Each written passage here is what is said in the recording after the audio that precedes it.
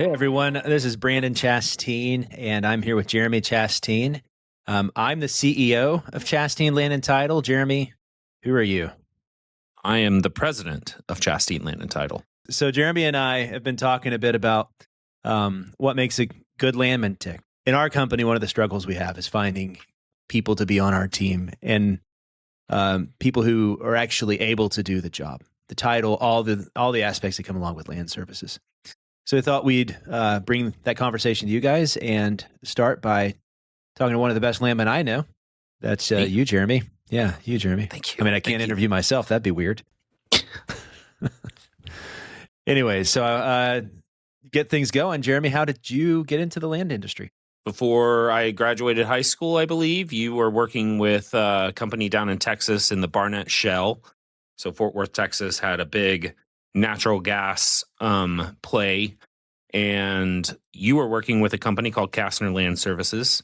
I think it was summer break, and you were able to get me a job, and all I was doing was looking at documents, trying to find dates and grantor, grantee names, legal descriptions, and putting them into a computer or into Excel at that time. I liked it enough. It paid well. And so I decided to keep going. And eventually I got to start doing my own title searching. Eventually got to do some leasing and acquisitions. Moved from the Barnett Shale over into West Texas, into the Eagleford, and got to do some really, really fun title there. And eventually you and I met back up here in the good Midwest, and we're doing some coal projects together. Eventually, the coal projects, if you're in the land service industry, one thing that you kind of, especially if you're in the energy side where your focus is oil, gas, or coal, often you just have to expect that there's going to be some slowdown at some point, right? You're working on these projects, the projects end, you don't have another project lined up. So we found ourselves in that situation. We were working on the coal project together, and it ended. We didn't know what we were going to do afterwards, so we looked at each other and we're like, "Hey, let's start our own company." But that's basically, in a nutshell, my history as a landman. Yeah, and so by the time you got up to Indiana, you had quite a bit of history, experience as a landman. Let's go back to, you said it was West Texas. Yeah, West Texas. I spent probably 4 or 5, maybe 6 months. Yeah, and so is it fair to say that's where you first found out how complicated this industry could be? Definitely with title. So the benefit of being with land is, you've got surface title, you've got mineral title, and in the Barnett Shale, we were doing both mineral and surface, but it was pretty straightforward, especially on the mineral side. You ran into your complications on the surface side, which is expected almost in any state that you come across. You're going to have some kind of complications with surface title. But mineral title can be really, really, really simple. And it's usually simple if, you're in a place in your state that has never had any minerals. West Texas has had mineral activity for, the past 100 years. So, I went from being in a county that had hardly any mineral severances, going to a county in the middle of nowhere, West Texas. I mean, let me tell you, the city, the closest city to the courthouse that we were in, had 2 hotels. They were motels. So, they had a Dairy Queen, a Chinese food place, a bar that had, most nights that I stayed at the motel that was around this bar, around midnight, there were gunshots going off. That's fun. And then, you're staying in the city, and there was a Walmart that closed down at like 9 p.m. And you wake up at 7, get ready, and you drive your 30 minutes to the courthouse. And, inevitably on your way there's sandstorms. And as you're driving, all you can smell is oil, gas, right? It's petroleum. This is oil country. I went from dealing with maybe a mineral severance here, a mineral severance there, but that's if you're running like 30 properties, you experience one mineral severance over here, to having, the surface stays one person, but then the minerals is 400 or 500 people owning the minerals, down to fraction of an interest. Minerals that have been owned by a family since the 1920s. And now it's in, 50 different people because of inheritance and things like that. So I definitely would say that going to West Texas was what cut my teeth on doing very difficult title. One, you're kind of by yourself out in the middle of nowhere. Two, you're dealing with very complex a lot of complex situations. Yep. And you were isolated by yourself. How many courthouses did you end up going to? Was it just the one, or that particular job? It was just one courthouse every single day. Every single day I left that courthouse, you probably had to sit for about 20 minutes as a sandstorm came over. Every single car would just stop and you'd be in the sandstorm for about 20 or 30 minutes. That's kind of fun. Was that courthouse anything like Tarrant County, where we did a lot of our original title? No, nothing like it at all. So Tarrant County. So Tarrant County, if people don't know, is Fort Worth, Texas. That's where we grew up. Yeah. That's where we started. So yeah, go ahead. It's a big city, so a large county.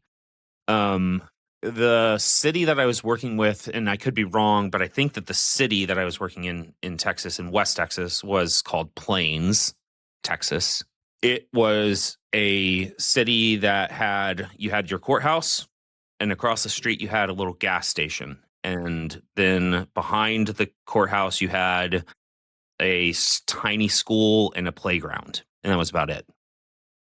And maybe, I don't know, a dozen homes on the main stretch. It was a tiny city. Just so Tarrant County, you show up and it's massive. You're walking in and you're dealing with, you have to go across the street to get this document. You'd have to go down the way to get court records. Across the street was where you would go to get some of your tax records. The main courthouse had your recorder's office and your, they actually had estates and stuff like that there. In the courthouse in Plains, everything right there in that one courthouse for the entire county.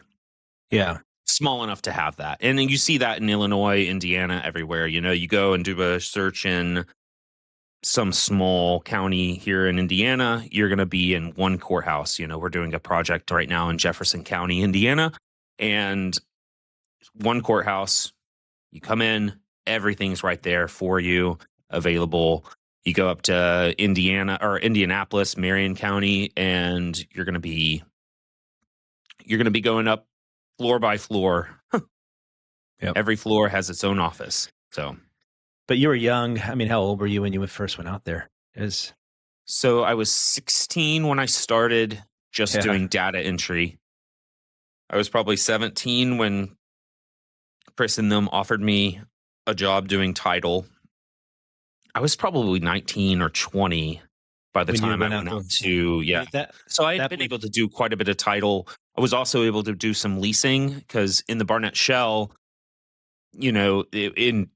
this is different than some of the other leasing that I've done, but they had some projects and I wanted to do them. And, so we started doing some leasing and I got to be able to, get some of that experience as well before I moved out to West. Before you went out to West Texas, how many different courthouses do you think you had been to? Was it just Tarrant County? No, I had gone out to Dallas County as well for just random things. So it's kind of its own culture shock. Yeah. Yeah. Well, that's not true. So I'd been to, and I can't remember what county. I'd been to the county that Weatherford, Weatherford, the city. I'd been there. Parker. I'd been to one of the other ones to the south. So I'd been to a couple, I'd been to a handful of counties. Yeah. So those counties right around Tarrant, but we cut our teeth in Tarrant County. Yeah. So, and I'll say, when we started, we were kind of in a special time that may never exist again, which is that, you know, these corporations. So we were doing a lot of our work with Chesapeake, and a lot of these corporations were focused on, so when I say the Barnett Shale, what I'm talking about is that there was a formation under the earth that had natural gas. And so Chesapeake, along with other ones, XTO, Exxon, multiple different players were all in this one region together trying to do title, lease land, and then drill for the natural gas. And we were fortunate enough to live in that time. Our industry has changed quite a bit in that there's less big plays that happen today than there used to be. Like landmen today have to be pretty versatile. One minute you might be doing some curative title in the Barnett Shale for whatever reason.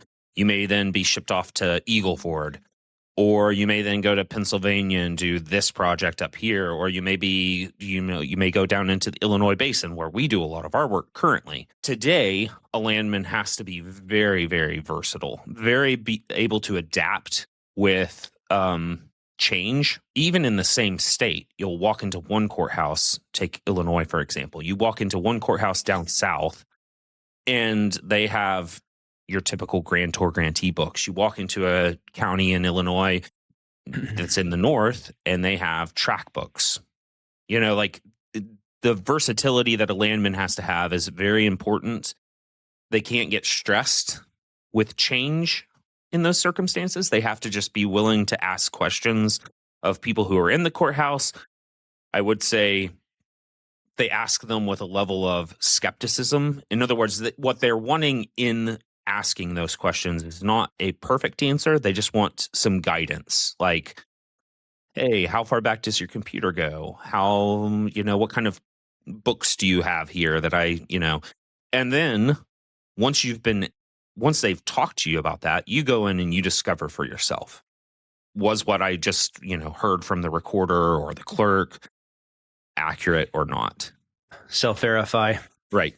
And that comes through a lot of experience, but also just a natural desire to know. Yeah. Like when I walk into a courthouse, I will ask especially if it's one I haven't been to, I'll ask my normal questions, but then I go in and I look around the room and I look and see, like, okay, they've got this book, they've got this book. Okay, cool. And I do that far before I ever begin actually doing my research. I just take 5 minutes and walk around the room. Yeah. So to go back then to West Texas and kind of what you're saying here, one of the things that a young landman had to figure out is, for one, there's not a landman university. Right. There's not an abstracting university. You really can't go to school for these things. There might be some certifications and stuff out there you could pursue. Yep. And one of the complaints we get from a lot of people who may or may not stay with us very long is that, where's the training program? Right. Kastner had kind of a training program, but a large part of the training program was to just throw you in and say, figure out the courthouse. So there, you were a young landman. You were being thrown at this new courthouse. Did that seem overwhelming to you, or did it just seem part of the job? Like, what did you learn from that? When I was in West Texas, it was me and one other landman who worked for Kastner at the time, and he was more experienced than me. I actually cannot remember his name, which is kind of sad. Okay. Even though he and I saw each other every day, we stayed in the same hotel. We would say hi every morning when we went to get breakfast. I can't remember his name. So I asked him a lot of questions, but before that, I had learned to do that because I oftentimes will tell people that, like, learning to be in the land industry is kind of like learning a new language. It's a skill set that you have to spend a large amount of time and a large amount of effort to learn. So even before West Texas, I had been put on. So I had mentioned that, you've got mineral title and you've got surface title, and surface title can sometimes be hard. Well, in Fort Worth, you and I both had to deal with a lot of railroad land, and for people who are listening to this and know land and title, railroad title is hard. Most railroads came in the 1800s, late 1800s, sometimes mid 1800s. And so you're dealing with some really old records, really old land, and that's tough. So, and thankfully I got to do some of that. And one of our employers, oh man, Ryan, was just an amazing guy. Yeah. Miss the guy a lot, but I worked with him and I didn't know what I was doing half the time, but I asked questions constantly. And then when I was done with my day, I took my documents home and I looked at them and I tried to understand what it was I was doing. And if I didn't understand it, I would then come back to Ryan with a whole new set of questions like, what's going on here? I've never seen this type of deed. And I knew it was at a risk of sounding incompetent or stupid, but Ryan, being a landman, also knew that this job is complicated. What he wanted to see me do is be thorough, be efficient, and make sure that I asked questions and I provided them with accurate detail of the subject property, right? And so by the time I got to West Texas, I was not afraid to ask questions. I was not afraid to doubt myself. I went to West Texas and I will be honest, I'd never seen the type of fractional interests that I saw there. Like, getting down into like 0.0000456% of the mineral interest. It's like, and types of deeds that I'd never seen. And so I wasn't afraid to ask him. The Eagle Ford is a big play in West Texas. So, when we're in the courthouse, there's tons of people standing around. And I wasn't afraid to ask. Obviously, in that kind of industry, you kind of want to be coy about the, secretive about the property that you're working on, but you don't have to be secretive about like, hey, I'm running into this problem.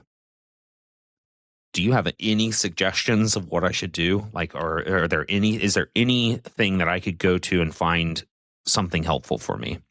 Mm-hmm. So I learned that before I went to West Texas. And then I think throughout my time doing land, I've learned that even more. Ryan was pretty influential for me too. Ryan Hawkins was his name. Yep. He was brother-in-law of the Kastners. And I remember working on a project with him in downtown Fort Worth. So we were dealing with a bunch of the skyscrapers, and I was tempted to get all the leases and stuff in this skyscraper, and he helped me understand why that wasn't completely necessary for that purpose. Yep. Because they're not going to be affected by the drilling. But then also there was this weird situation in the late 1800s where this stranger to title entered in with the Van Buren family. And so I spent a while trying to figure it out until he said, listen, there's this case where obviously they're being sued as strangers to title, and it settles it, right? This is over. Yeah, like a quiet title. And he helped me understand that there are things to get lost in, and then there are things that you have to be able to balance that, right? You have to be able to balance what sort of details to get anxious about. Like if you're not finding a certain thing, to eventually know that you've exhausted the records. And I think what he helped me see was that they're human records. And so human records can either be incomplete or they can be inaccurate at times, right? And that was really helpful for me. Well, and I would say, so the need to be able to be accurate, speedy, concise, knowing when to quit, like knowing I have exhausted everything and there's not an answer, is true in all of the land industry. Like, let's just take leasing as an example. So, or acquisitions. There are times where, so every person that does leasing or acquisitions, what they want is to get the lease signed or to get the easement signed, right? I've done enough leasing projects at this point to know there are some leases that you will never get, and you need to know when to just stop. So we had a crew when we first started our company, we had a crew down in Tennessee, and I got a call from one of the landmen who was doing a good job, and he told me that basically they had, gone up to this person's house and asked him about signing a lease, and the guy got pretty intimidating to them and was like, I'm not signing this lease. I'm not going to do it. And if you come back here, I'm going to go and get my gun and we'll have a problem. When a landowner says that, you don't go back, and so now if you leave the conversation with like, there was another guy that, one of our employees ended up going, the guy never signed actually, but was always willing to talk with us again. So you may give him a week or 2 weeks. And then when you're kind of in a lull, you've got one exciting potential lease over here, but they're not home right now. You stop back in with that guy who's never signed, says he's not going to, but is not rejecting you. You stop back in and just talk to him again. And you try and become his friend, because I have had people who say they're never going to sign, but leave the opportunity for conversation, sign eventually. And so, it's knowing when to quit, when to not. If you've exhausted your resources, don't spin your wheels in the courthouse. You need to get the job done. One of the big things with title is seeing people spend their entire day trying to solve a problem that couldn't be solved and not taking care of the issues that really matter. Like, yes. Oh, okay. I've got a patent to present that I'm doing, and I spent all day trying to figure out why this woman sells, and I just can't figure it out. Later, they find out, oh, well, she was a daughter of the guy who owned it previously, and she got married and changed her last name. Therefore, it was difficult to find. But they spent all their day trying to figure out that connection, and unsuccessfully, instead of getting her name ran forward to the current owner. And so we're at a loss there, because you got to go back and do the rest of it. Yeah, and that gets back to your point about asking questions, right? A lot of people who succeed in this industry are people who are not afraid to ask the people who have more experience for advice when they run into a situation like that. Because for every young landman or someone just new to the industry, if you're careful and you are doing the basics correctly, you're doing the basics correctly, which is just you're being careful with the indexes, right? Yep. And if you're looking for maps to get good starting points, you have all these old historic maps. You're being a good steward of those resources. If then you run into a problem, you shouldn't spend all day if you have resources like people with experience that you can reach out to and ask, right? Because this industry, what we've noticed is it's more that you're developing a skill set, and you're, as opposed to just a knowledge base. I mean, they kind of both go hand in hand, but each courthouse could be different. So there was an example. I was in Champaign trying to work on this seed company, and there was never a deed out of these people into the seed company, but the seed company was being taxed and they were giving easements. And so I ran them back. I ran the family forward. I got their wills. They didn't leave it to the seed company. I went over to the surveyor, and they just had a date where it was supposed to have been transferred. The assessor had the same date. You go back and you look in the cards and in the books, and you still don't find it, right? The best you can do in that case is just make a note of it and move on, right? Yep. But in that case, that you've exhausted all your resources, and you realize, I think the most basic thing people need to realize is that this industry deals with land. Land has a real shape. Land is a real thing, and it deals with people who own the land, and people are real, and they have, lives, and they convey things, and they die, and they do things like, and that's they make things complicated. But people are involved in land, so it's complicated. But if you have the tools to understand the shape of your land and understand who owned it, if you know how to use those tools really well, then you're going to do fine. And if you don't lose that big picture, then everything else that comes up, will just be a new challenge. It's kind of fun to try and figure out. It's like a puzzle. Especially with title. And so another thing that we do as a company is that we do mapping, so GIS services to our clients. So one of the things that I tell our new employees as well is like, we are not attorneys, and we are not surveyors.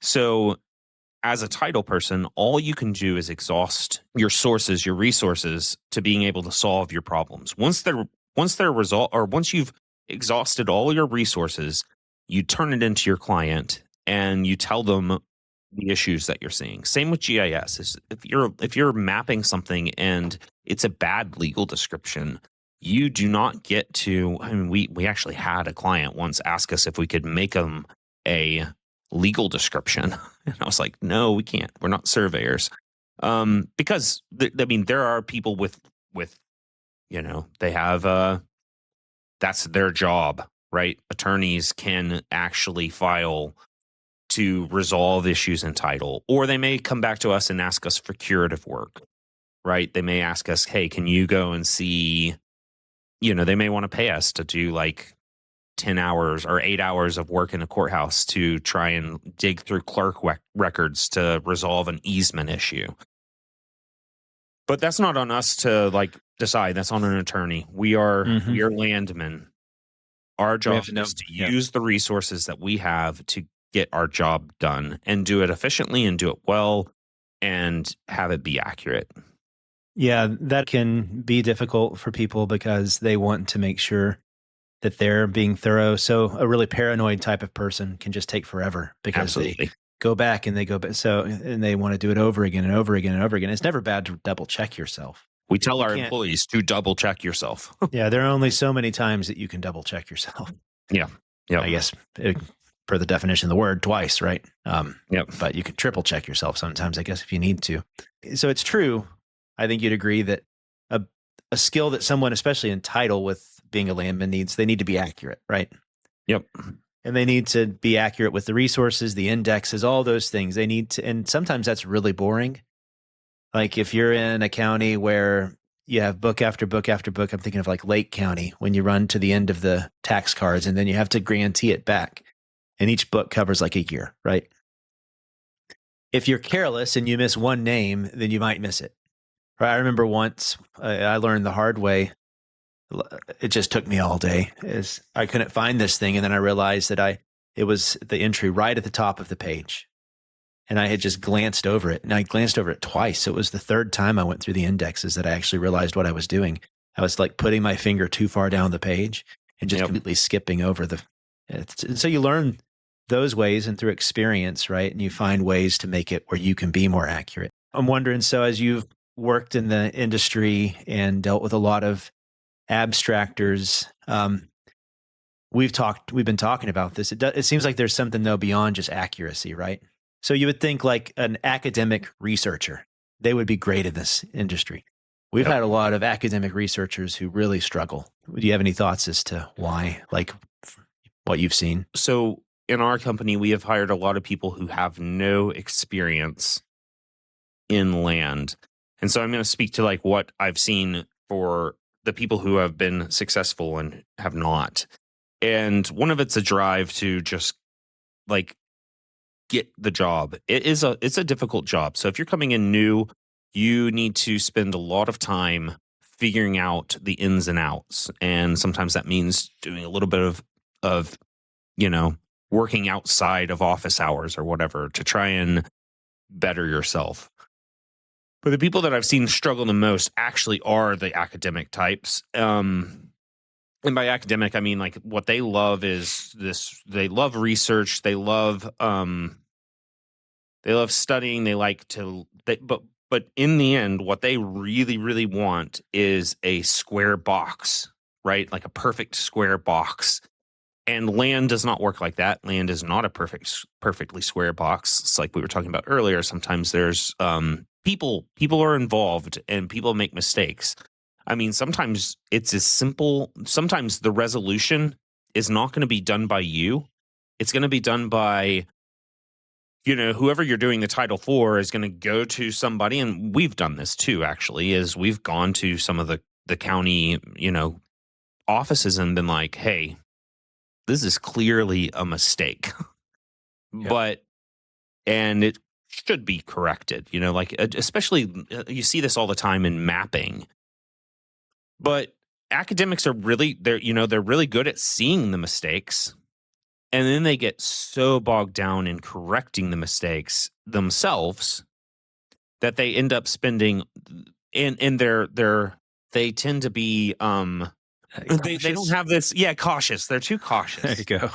They are so cautious that they oftentimes don't go and ask the people that they need to ask to get it resolved. Like, it's like, Yeah. I literally, I mean, there are times where I spend more time trying to solve a problem by myself, but so if I'm in Illinois and I'm doing a patent to present and I have an issue that I've granteed back, I grantored forward, I don't find the problem. I might try that one more time, as long as it's not going to waste too much time. But then I'm going to start going to other offices and being like, hey, do you have, so in Illinois, they have like, some of the southern counties have collector's books where it shows you who paid taxes on that specific piece of land in that specific year.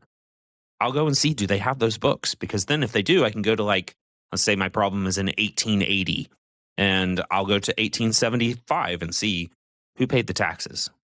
Because then I have an idea, okay, here's the name, actually. And then oftentimes that will solve my problem. But I feel like people who are too cautious, they think the problem is themselves and not the records almost. Like, they just need to go and do this one more time more carefully. And it's like, Yeah, actually, and there's kind of a proving themselves at stake. And I don't want to just call out academics. I mean, no, I know. It's this type that needs clear guidelines, clear boundaries, and there are real careers to succeed with that need, but it can get in the way with the land industry. There's kind of a flexibility and a willingness to experiment with what you're doing with your research, and an innate understanding that the records are the records and you can find what you can find. And there's also a need to be willing to let it go so that you can meet a deadline and note. Like, we have plenty of notes that will say, if you want us to research this further, we can, but that's going to require that you turn this into a different type of search, right? So we'll point these things out to the client, but we let them know, we probably have the resources to figure this out if you really want us to. Yep. And so it's that ability to walk that line. Anybody who's thinking about getting into this industry, you think that, like, okay, I like details, I like being a cleric, that might not be everything that you need. Especially not as a landman. So in this podcast, we're going to be talking to a whole lot of different people, people who are in the title insurance industry. We're going to be talking to people who are surveyors. We're going to be talking to landmen who have done title and leasing. We're going to be talking to people who really all they do is acquisitions. So, and we may even talk to, like, recorders and assessors and people who we interact with on a daily basis. Anybody who deals with land. Right. And one of the points, I think, of the podcast is to try and help people understand how big of an industry this is, how many facets, how many things there are that are involved in what we get to enjoy as Americans, which is land and the owning of land. There's the people who create legal descriptions, your surveyors. There are the people who go out and work for right-of-way companies, and do acquisition. Conservation companies, all sorts of things. All kinds. And each one of them have a place to play. And we're just one little part, right? You got oil and gas, and you've got all kinds of different industries involved in just this one thing that we call land services. Yeah, we've kind of got our little niche. We ride this line between two worlds, the land title insurance world and the landman world.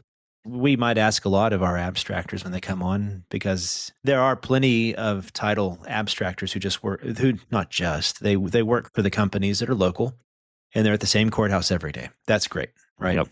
That's just not what we do. That's not usually what a landman does. And so, right. You're right. Land is much more expansive than that. So, right. So when we go and do a title insurance policy, right? So when one of our abstractors is out, this is just an example that just came up just recently, is if I have a landman that's out doing a title search, on a piece of property, and they come back and we're just turning this to our client, right? We're not issuing title insurance. We're not doing the closing. And they come back with a 1980s or a 1990s and a mortgage that has never been released. They're like, hey, I didn't find this release. It's like, okay, we'll get the mortgages and we'll turn it in. Well, that's fine. But when we're doing the closing and we're doing the title insurance, well, guess what we do? We go and we find so that mortgage was done by this bank. Well, that bank is owned by German American today. So we're going to contact German American and have them issue releases to those two mortgages so that they're not on our, they're not exceptions on our policy. They're gone. So the levels at which, like you've got to know your lane. You got to know what your job is in this industry. Is your job to be a surveyor? No, your job is to be a landman. Is your job to issue title insurance? Is your job to clear your title of all encumbrances or all problems, all gaps? No, your job is to simply find everything, note the gaps, note the problems, and somebody else will come along and figure them out. We happen to be lucky and we exist in both worlds. Sometimes we don't resolve the problems. Sometimes we do. So that's something we try to teach our new people is that there is an end goal here, right? The client is trying to do something with the projects they give to us. They're trying to create a policy that they can actually sell land or mortgage land. They're actually trying to create a lease so that they can go and lease mineral rights. There's actually a goal in mind, and part of that goal is to meet an ETA too. Like they have actual scheduled closings and things, and so our work has to be efficient, and we can't just lose ourselves in the weeds all the time. Yep, absolutely. So Jeremy, you're kind of now in that position of being the experienced landman that you got to be with back in West Texas, or Ryan Hawkins, right? You kind of are that person now. So is there any advice or anything you would have either given yourself as you started being a landman or anybody who's trying to get into this industry? I think that we've said pretty much everything that I would say to a young landman that's trying to get into the industry, especially if they have zero experience, which is that the industry is pretty big. You may get into doing title and find that you hate doing title, but because you've done title, you have more advantage in it. Let's say if you want to stay in the land service industry, right? Starting in title gives you a huge advantage in going into acquisitions. Mm-hmm. So my biggest thing that I would tell people, and I think that this is true of any industry, ours is just what we've been in, and it is a difficult one to be in, is to have the drive to work your ass off, work really hard, work overtime, and you'll be rewarded for that.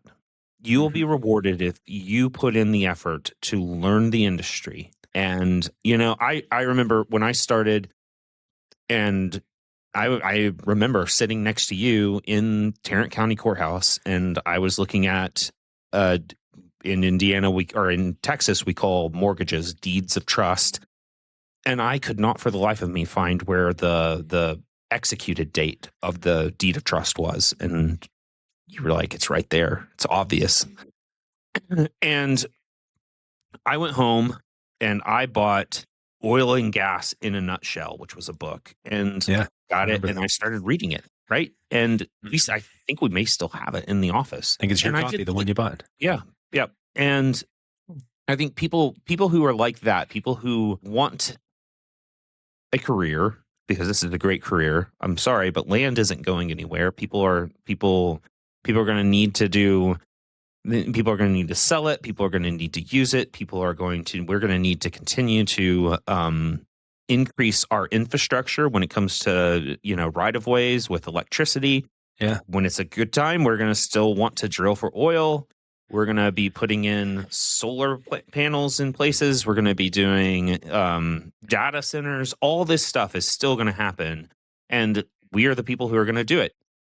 So it's a good industry to be in, but it requires you to have some type of drive that makes you want to learn and figure it out.